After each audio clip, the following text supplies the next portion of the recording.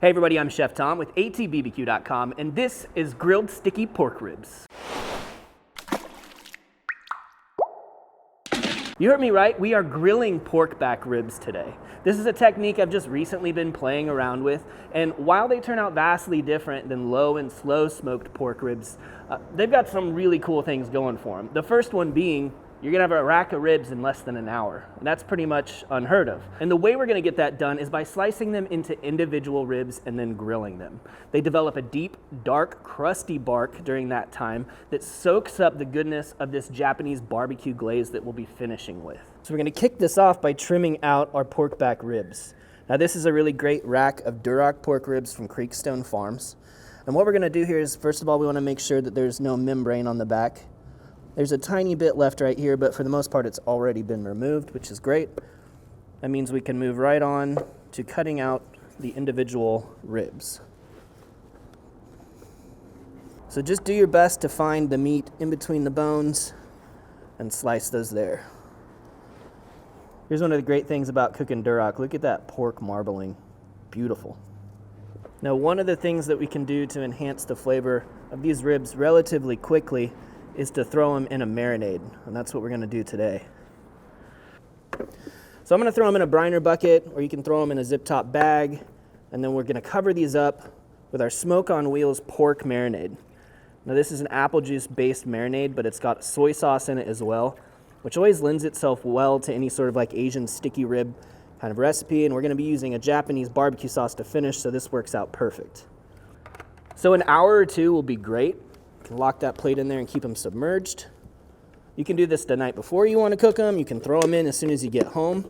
It's a relatively short cook and a relatively short marination. So this batch right here has been soaking for about 2 hours. We're going to pull it out of the marinade, and we'll get them seasoned up and onto the grill. We'll take off some of that excess marinade from the surface so it's not too soggy. And then we're going to hit this with a sweet rub. Now this is a relatively salty marinade, so a sweetness is needed to balance that out. And today we're using the Meat Church Texas Sugar Rub.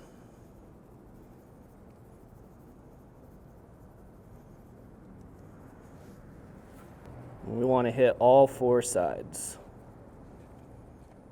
This sugar rub's also going to help with the caramelization to help us achieve that deep, dark bark. And today we're cooking on the Yoder Smokers YS640s pellet grill. It's running at 400 degrees, set up for indirect cooking, but we do have our grill grates in place. I'm gonna hit the grates with a little spray duck fat. There's some lubricant here.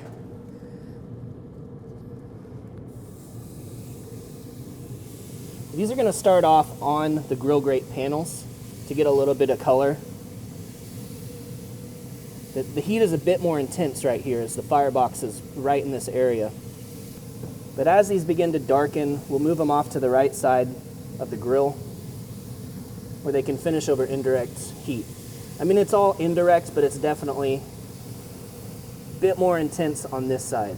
Now I'm gonna push the damper all the way in so we kind of create 2 cooking zones, a hotter zone and a cooler zone. 10 minutes in now, getting some nice grill marks. We'll go ahead and flip these to the other side and give them another 10. Another 10 minutes now, great grill marks going. At this point I want to move these to the indirect side of the grill.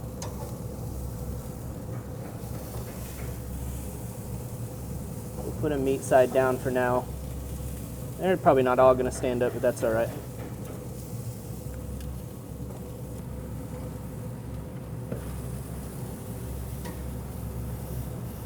Now we let them ride. We'll check back in about 20 minutes. Now we're gonna put together this really simple glaze. It's equal parts red pepper infused honey and our Bachan's Japanese barbecue sauce. And we're just gonna combine them in a steel skillet, put it on top of the grill so it can warm up a bit.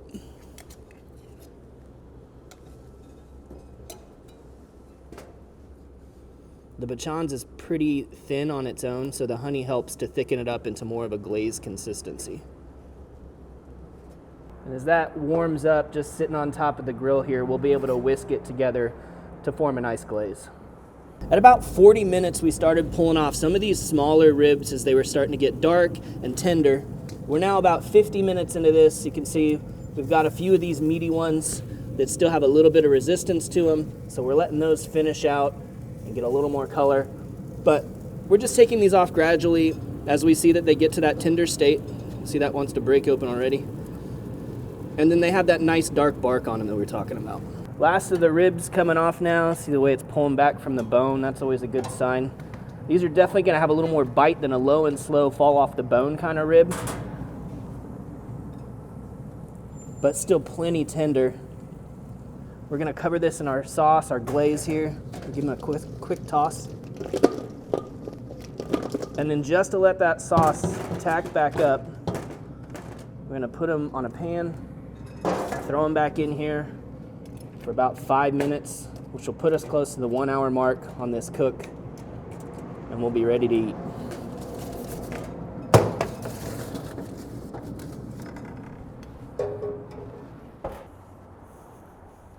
All right, finished product, here we go. Covered in this sweet and sticky glaze. Put that nice dark bark on there.